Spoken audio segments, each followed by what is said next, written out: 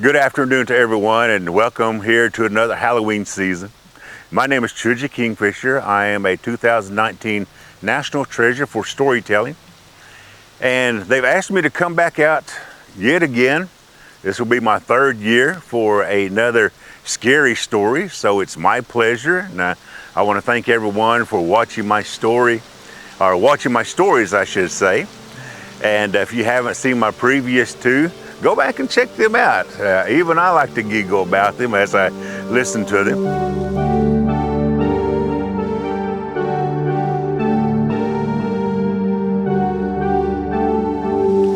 I enjoy this time of year when I get to share these stories, and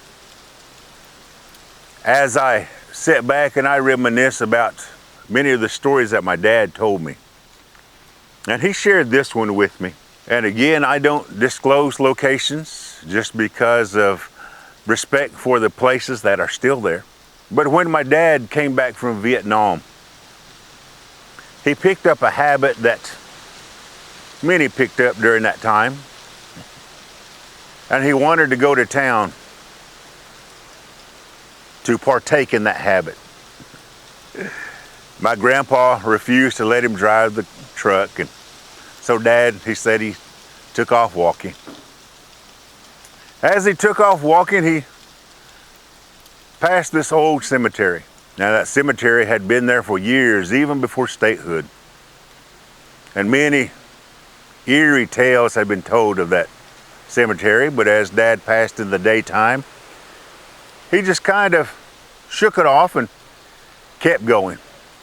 Said as he came here to Tahlequah, he joined in with some of his friends, and all that night they done what most young people do. And early in the morning, Dad said he finished and he was feeling quite queasy as he stumbled his way home. He got close to that old cemetery, and he said as he drew close, he could hear something. He said that whole time as he was walking, he was thinking of all those old stories of scary things in the night, and he would laugh about it.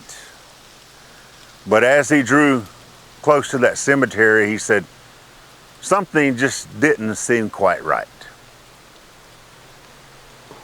He said as he got close to that cemetery, he kind of ran past that gate. And when he ran past that gate, he said, I don't know what I was running from. He said, I just thought that if I could run past that gate, I was safer on the other side. He said, but as soon as I got to the other side, he said, I heard something walking down that dirt road. He said, so I didn't want to embarrass myself. I didn't want to embarrass the family in the way that I was. He said, so I got off in the bushes and I hid.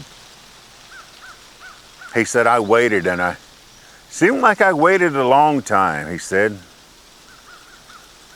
He could hear that gravel crunching underneath the feet of whoever was walking.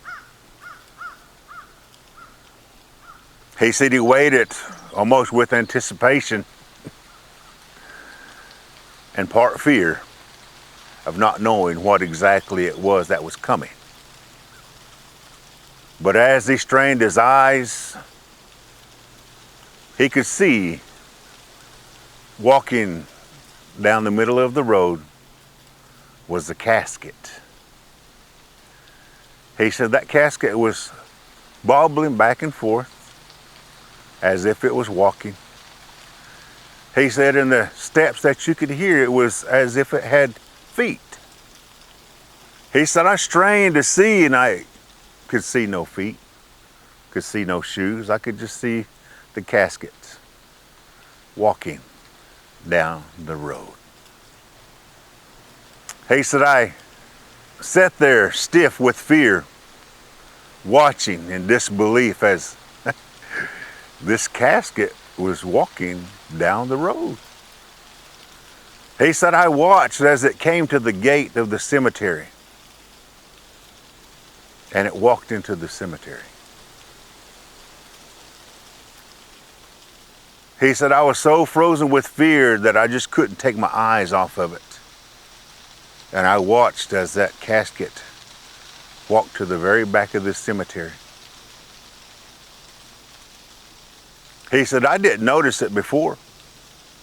He said, during the day when I passed, or even when I ran past that night. He said, but in the far corner of the cemetery, there was a freshly dug grave. He said, their dirt was piled up to the side. He said, and he watched as that casket walked over to that open grave and laid down. Dad said whenever that casket laid down in that grave, Dad said, I jumped up and I took off running. He said, you can bet that I was sober by that time. He said, and I ran all the way home. He said, about 10 miles. He said, when I got home, I told Mom and Dad what I had seen. And all Grandpa could do was just shake his head. Dad said for the next couple of days, he said if I had to go to town, he said I would go around the other way. He said I didn't dare pass that cemetery. He said I don't care if it was daytime, nighttime, didn't matter. He said I went around. He said but finally curiosity got the best of me. He said I walked to that cemetery. And he said when I came inside of the back, he said I looked. He said and there I could see that grave. He said a lump swelled up in my throat and I swallowed hard. He said I stepped inside the gate of that cemetery. He said it took me a long time to get from the gate to where that grave was. Always keeping my eyes on that grave. He said as I drew closer, there was that freshly dug grave. He said the dirt was placed back over it. And he said I looked and he said I walked over to that headstone and I rubbed my hand across the face of that headstone to rub off all the dirt and debris. And he said there it had a name. And he said it had a date. He said it scared me so bad, he said, that I ran out of that cemetery. Years later, I asked my dad, I said, Dad, I said, what scared you so much about looking at that headstone? He said, because, son, that was a freshly dug grave. He said, but the year on that headstone said 1889. Dad said, here I was in the late 60s looking at a freshly dug grave that had 1889. He said it took me a long time to walk past that cemetery again. He said, but if you ever notice as you drive by that cemetery, he said, look back in that southwest corner. Now he said, just maybe,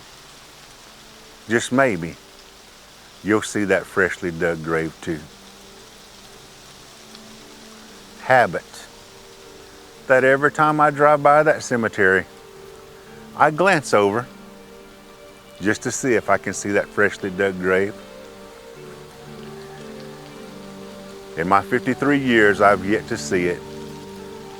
But if I ever do, I'll have a new story for you.